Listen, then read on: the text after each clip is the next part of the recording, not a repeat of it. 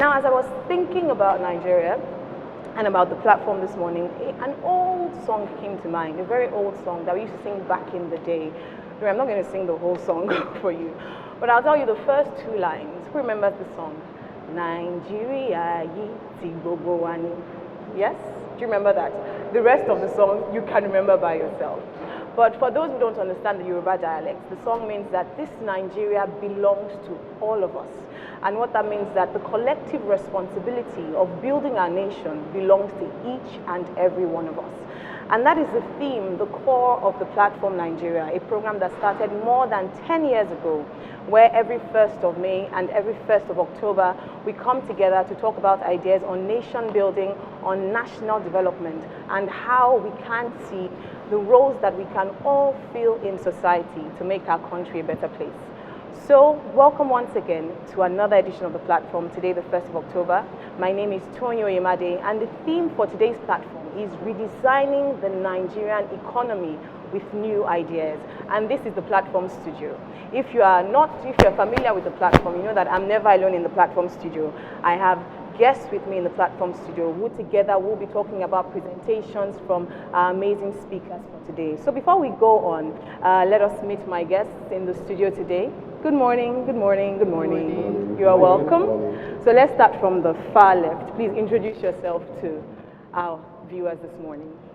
Good morning, Nigeria. Happy 59th Independence Anniversary. My name is Bola Joshua. I'm a banker. Good morning, all. My name is Tola Odeyemi. I am a public policy expert. Good morning. Happy birthday, Nigeria. My name is Soji Akinyele. I'm an economist. Fantastic. So Bola, Tola, and Soji. Soji, you've been here with us. You are a familiar face to the platform studio. Bola, you are new to the platform studio. You are welcome joining us this morning. And Tola, you are a semi. Getting there. Coming up. So what should we expect from today's platform? Tell us who are all our speakers at today's platform. Well, I think we should expect a lot. The theme itself, redesigning the Nigerian economy, with new ideas. It's a theme we've never used before, even the combination of those words. Yeah. We have His Excellency former Governor Peter Obi, who will be speaking. We have one of the brightest minds in the world in terms of management and strategy, Professor Anil Gupta. We have Bismarck Rewani, Mr. Bismarck Rewani, a popular, face in terms of economic perspectives in Nigeria. We have Professor Charles Soludo, who used to be at one point the governor of the Central Bank of Nigeria. We also have His Excellency Governor Babajide Sanwo-Olu, who will be speaking at this platform. So just that combination, tells you that it's going to be explosive. It's going to be, renewing in the sense, in terms of the thought process. And, we're expecting a lot of new ideas from these people. Fantastic. So Tola, for you, what do you expect from this platform? And for those watching, how should we, the way that you watch something is also what you get from it. So how should we also watch this platform? I think it's taking from the theme, which is redesigning the Nigerian economy with new ideas. So even from the theme, it's like you have to watch it with an open mind. So we already have a blueprint, something that we're operating with right now, but then we also realize that there has to be we have to redesign our economy for the future, future of work, for a future economy based on even our future demographics, future, our resource base. So we have to have an open mind when watching, because we want to create something new out of new ideas. And the speakers we have, I don't think we even have people who are more qualified to take us from now into the future. So that's watching it with an open mind. Bola, what do you have to say? I know that this is your field, the economy and all of that is your core, and you are in this platform. So what are your views for this platform? Well, I think it's going to be very interesting. The president just inaugurated an economic advisory council. We have about 25% of the members here, two of them here. So, everyone has been very excited about that team. We have the privilege of having them speak firsthand here. And then also we have someone who's been very good from a public governance perspective, His Excellency Peter Obi. And then we have Professor Gupta, who brings a global perspective. So I think a lot of new ideas. As Tola said, people should have an open mind. Don't be cynical and say, it's Nigeria, there's nothing to celebrate. There's a lot to celebrate. 59 years, hopefully we get more than 59 ideas here today. Fantastic. Let's look at past platforms, right? And Soji, like I said, you are platform. What are the things that you've taken away from past platforms? I think one of the central themes of the central theme of the platform over the years has been a sense of personal development, where you listen to speakers and you can see basically what you need to do to yourself, to be a better person, what you need to do in your business, if you like, to run a better business or to be a more responsible corporate, and also what you need to do for your country in terms of being a responsible citizen. So it's usually that three-dimensional aspect to it. So, for instance, in times past, we've heard Ibukun Awoshika. We've heard His Excellency the Vice President. We've had, of course, former Governor Peter Obi has been here a few times. We've had international speakers, Professor Gupta, on strategy and all of that. And there seems to be something for everyone, listening. So if you think of 200 million Nigerians, and if they were all glued to their TVs right now, every one of them will be able to pick one thing, from the platform. And I think that's the beauty of the platform, actually. Beautiful. But I'll touch on something that you said, Bola, and that was cynicism. And I'm going to take this question to Tola. As a young Nigerian, the truth is there are many people that are like, it's Nigeria again, we've gone to that place where it's like, Nigeria. How do you come out of that place of cynicism and then have hope again to believe that Nigeria can be the greatness that it actually is? I mean, it's easy and it's hard at the same time, but even just looking at every day waking up and meeting Nigeria, so you can go to bed cynical because the day has beaten you black and blue, but you wake up and you see the hope in people. You see people waking up another day to face the realities of the economy, the healthcare, the infrastructure, and everybody is still pouring their energies out. So you see, once you see somebody pouring their energy out, it's easier for you to do it. And you see the bright minds, and when you see people who are strategizing towards the future of Nigeria, you know it's going to be okay. So you see people like Professor Soludo and even international people like Professor Gupta, even young Nigerians who are making waves around the world. You don't even hear. And so there is no coincidence in us being a nation together and the resources, the brain power that we have together as a nation and not have hope. Fantastic. What do you have to say to that, Bola?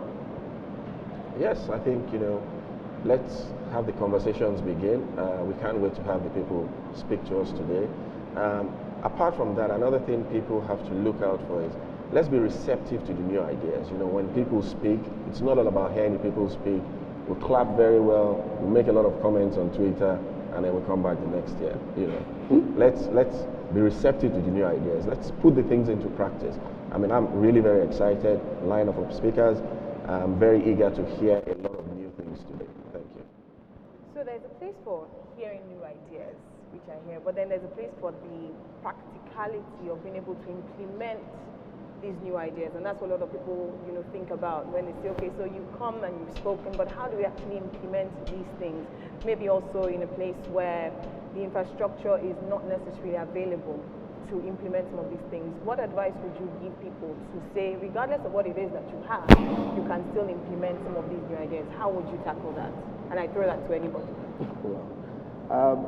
I think the way to tackle it, two ways. And the first is to, like Tola said, receive the information with an open mind, understanding that no nation ever rose to where they are today. We think of the developed world without scaling these hurdles, be it infrastructure, be it some war, health challenges, epidemics, and things like that.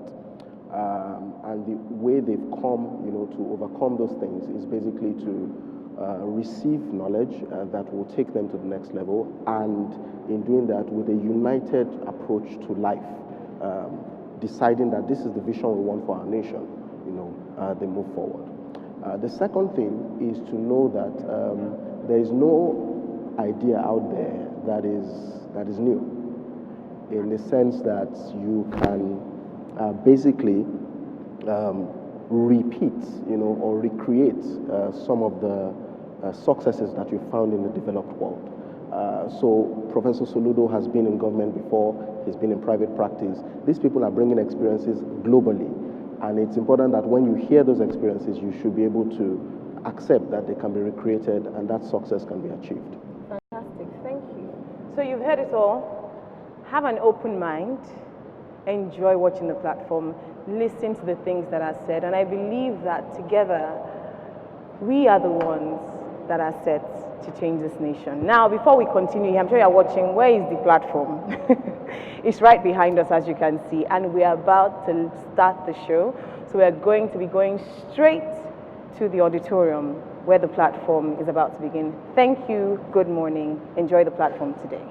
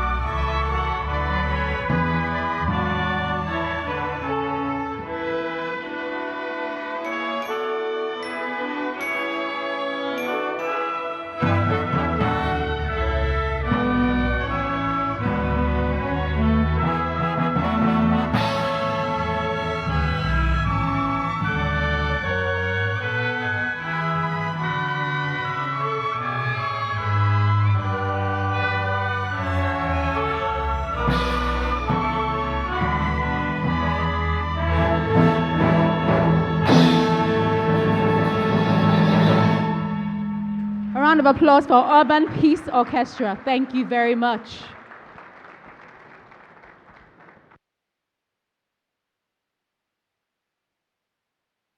You may be seated, please.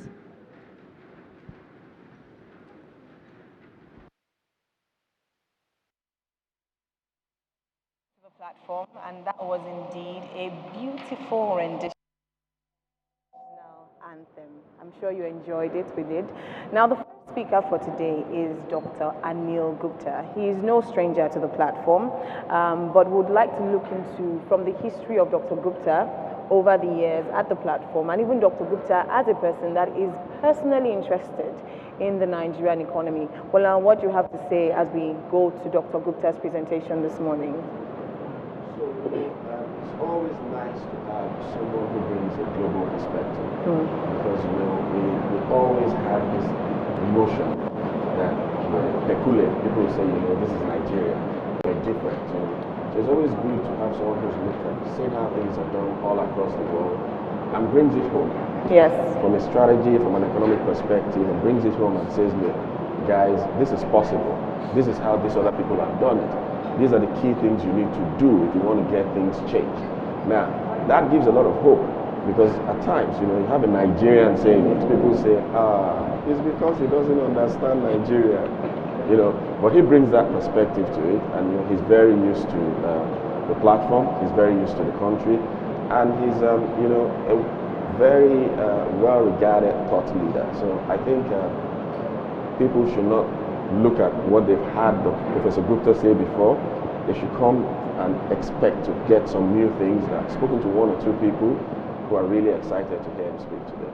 Fantastic. And I like what you said, that he brings the global perspective to the local situation so that you can see that it's actually doable here in your country. Soji, You like Dr. Gupta? Oh, right. I really love him. In fact, he was one of the top 50 global thinkers in terms of management in the world.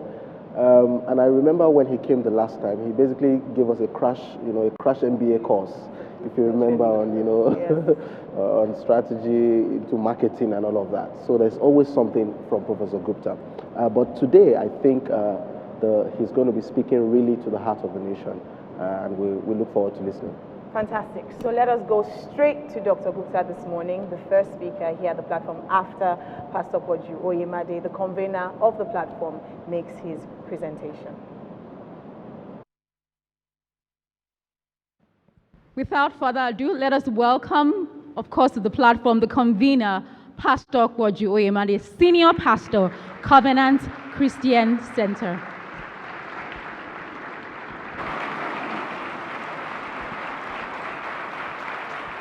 Thank you, man. All right. Thank you so much. You may all be seated.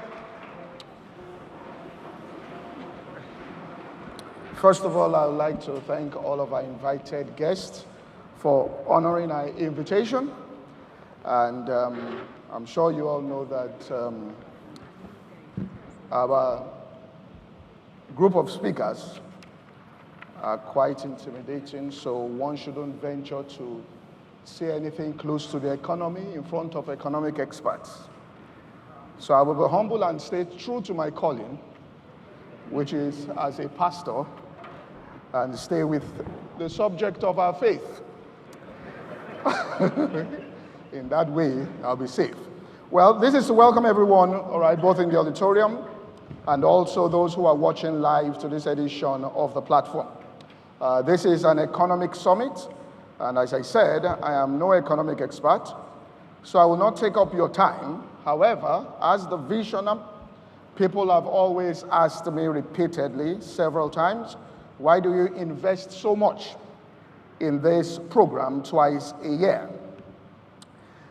And in answering this question, staying true to our calling, we believe that faith can play a huge role in transforming this nation. If we can take our concept of God from just a personal blessing and prosperity individualistic space to one of lifting up the collective. That if people of faith who call on the name of God can broaden their perspective of who God is and how he wants to express himself through us, we will change this country. For example, the good book says that we shall arise and shine, for our light has come, for darkness shall cover the earth and gross darkness the people. Now you can interpret that, right, two ways. And you can take the injunction that says arise and shine, that it refers to your own personal prosperity and progress in the midst of want and poverty. Or that you can look at it and say that if there is darkness and you are commanded to arise and shine, it means that the darkness around is a failure of you to shine. So one can look at it from a selfish, self-centered perspective, or you can look at it from one of service to humanity. And I will quote what Senator Sholade, who was in the last Senate, said. And I will say this twice, because it was a very powerful statement, and he was replying something that somebody put out in the media. He said, society is guided by the philosophy it embraces. And because theology is the mother of all philosophy, every society will ultimately become what it theologizes. I repeat, society is guided by the philosophy it embraces. And because theology, which is their concept of God, is the mother of all philosophy, every society will eventually go in the direction in what they think their maker is acceptable to him. Now, this is most importantly true of Nigeria. The reason is that Nigeria is a deep religious society where many things are viewed through the lens of faith. Now, I'll put up a diagram here that the Pew Research did in America, and they were rating the daily prayer of nations and how the percentage of countries, the population, how they pray. Now, in this research, Nigeria was 95%, and no other country in this world equaled Nigeria. None. Norway 18, UK 6, Germany 9, Iran 87, Turkey 60, Egypt 72, Uganda 66, Paraguay 82, Nigeria 95.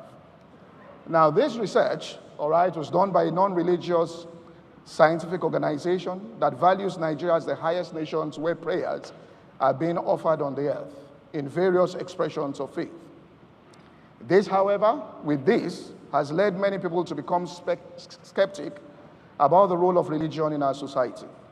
That the idea of depending on God to solve our national problems through prayer has moved people from a place of thinking, working, doing research to bring about a change to a place of complacency where they are solely depending on God.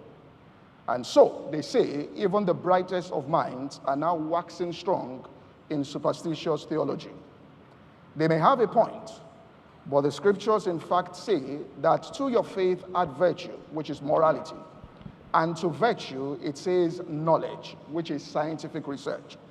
Without these two, faith will not yield its transforming power. We are not the only religious society. In fact, I will quote what President Barack Obama, in addressing a section of the Democratic Party in 2006, while he was launching his campaign, on why you cannot ignore the power of faith in the lives of public officials and how to reconcile the role of faith in our modern society. He said, and I quote, "I think we make a mistake when we fail to acknowledge the power of faith in the lives of people.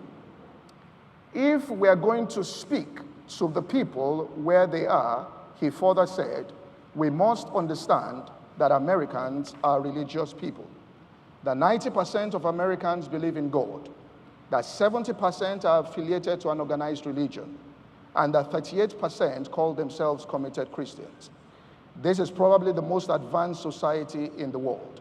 And he said, if we scrub our language of religious content, we forfeit the imagery and terminology through which millions of Americans will understand personal morality and social justice. He went on to say, imagine Martin Luther's speech without referencing all God's children. The summoning of a higher truth helped them to inspire what seemed impossible and move the nation to a common destiny. But to this inspiration that faith gives, we must add the values that morality injects in resolving some of even our economic problems. Some of our problems are really rooted in societal indifference and personal callousness. They are rooted in the imperfections of men. And solving this problem will require change in government policies, but it will also require a change in the hearts and minds of people. This is where faith can be used to appeal to the transformation of the consciences of men. Barack Obama went further, President, and said, the majority of the great reformers were not only motivated by faith, but used religious language to argue their cause, because that is how they understood you could appeal to the deeper self. Religion in this nation must not be used as a divisive tool, but a tool to appeal to the moral conscience of men. We have heard from them that know that when men gather to steal public funds, the issue of tribe and religion is not taken into consideration. Finally, to this, as we said, that to faith we must add virtue, and to virtue knowledge. This exact knowledge is based on research. Every seed requires rain from heaven, which we can say is what we do when we pray, but it also requires nourishment from the soil of the earth. The seed of our dream for a better Nigeria requires nourishment from this earth. Institutional knowledge gathered over the years, and this is why we host this program, and we invite people who can inject into the seed of this dream Nigeria information that will make it grow. We have some of the best economic minds in Nigeria at this conference this morning, who also have experience in governance. So this will not just be an academic session. Also, my friend Professor Gupta, who has been described as one of the great economic mind thinkers in the world today, will bring to the table information on how nations similar to Nigeria have driven economic growth. Thank you for coming, and we believe this will be a powerful session and a seed for the transformation of this nation. God bless you all.